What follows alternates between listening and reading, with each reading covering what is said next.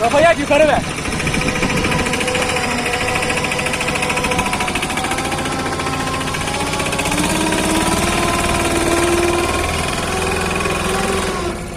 Git git.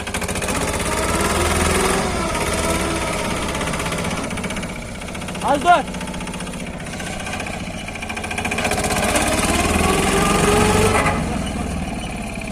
Aha.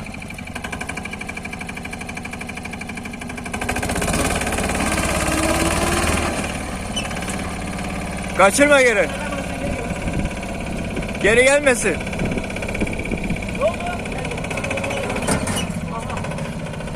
Ben ne dedim? Ben ne dedim?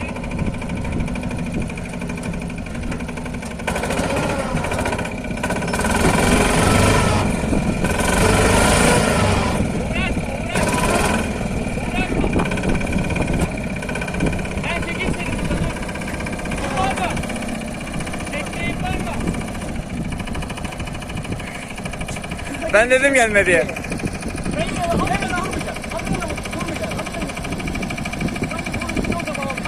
Senin motoru gördük şimdi.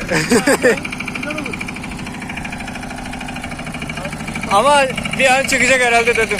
Hani kahveyi da temiz olduğu için çıkıyorum. Böyle bir şey açılmam mı? Geri olduğu için açılmayabilir de bakarız.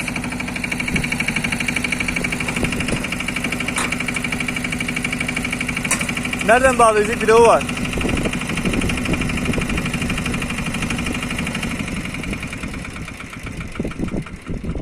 Bence önden çekemez, abone çek çünkü. Önleri sökmüştür ama.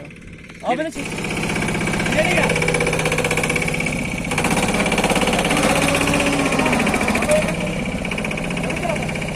Yavaş yavaş başla. Abone çek. Sen ne yapacaksın? Abi gel abi. Gel.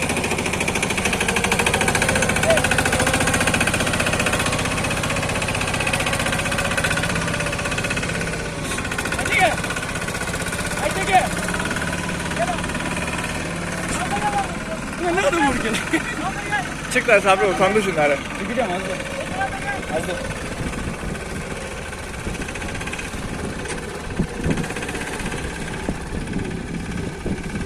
Gidecek abi biraz.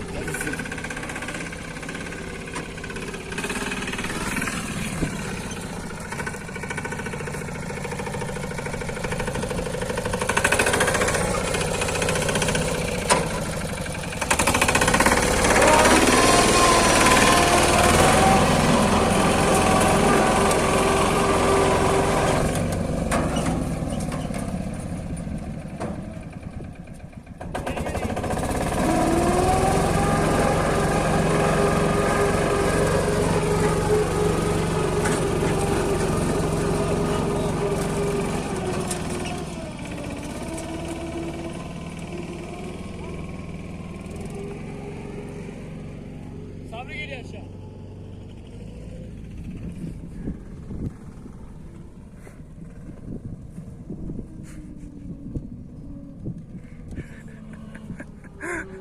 Görebilecekmiş gibi bakayım bir de. Ayacak